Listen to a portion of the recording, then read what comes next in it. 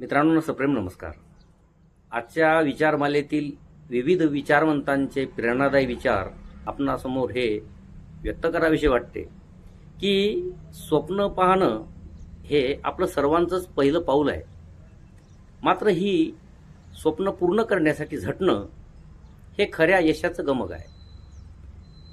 असं म्हणतात की पहाटेची स्वप्न शुभ असतात, पण ती फक्त आपल्याला प्रेरणा देत असतात. मात्र प्रत्यक्षात कृती करणे हे आपल्याच हातात असतं. जेव्हा माणूस स्वतःवर विश्वास ठेवतो, मेहनतीने दिवस रात्र एक करतो, तेव्हाच ही स्वप्न वास्तवात उतरू शकत असतात. आपण बघत असलेल्या स्वप्नांना दिशा देणं, त्यासाठी काटेकोर प्रयत्न करणं हे आपले खरे कर्तव्य आहे. मग अशाच अथक प्रयत्नातून आपणास आत्मसन्मान आणि आदर देखील मिळायला सुरुवात होत असते. प्रेम आणि यशाची देखील खरी सुरुवात इथूनच होत असते.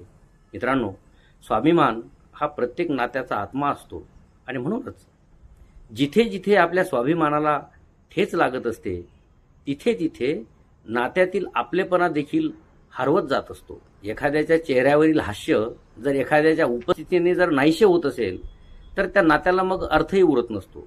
मित्रांनो, आयुष्य खूप सुंदर आहे.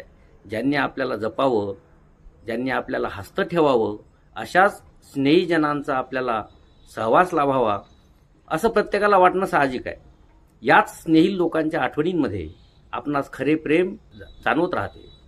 ज्यांना स्वतःच्या परिस्थितीचे भान असते, अशी व्यक्ती कुठलाही निर्णय घेताना 10 वेळा तरी विचार करते की आपण घेतलेला निर्णय योग्य आहे का, आपले सगळे ठीक होईल ना, मला हे शक्य होईल का, आपल्याला लोक काय म्हणतील, मी यशस्वी होईल का, मी जर अपयशी ठरलो तर लोक मला हसतील का, इत्यादी नकारात्मक विचार आपल्या मनामध्ये काय येत असावेत.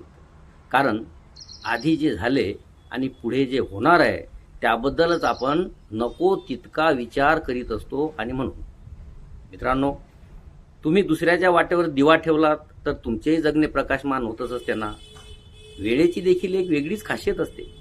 ती हसणाऱ्याला कधी रडवेल आणि रडणाऱ्याला कधी हसवेल आपल्याला सांगता नसते. आपल्यात असलेली प्रतिभा ही ईश्वराने आपल्याला दिलेली एक देणगीच आहे आणि म्हणूनच तिचा योग्य विचार आणि वापर चांगल्या गोष्टींसाठीच करणे ही देखील एक ईश्वर साधनाच नव्हे काय. आजच्या विचारमालेत मला आपल्याला एवढेच सांगायचे आहे. आजच्या विचारमालेतील हे विचार जर आपणास आवडले असतील तर व्हिडिओला लाईक करा, कमेंट करा. आपला आभारी आहेच. धन्यवाद.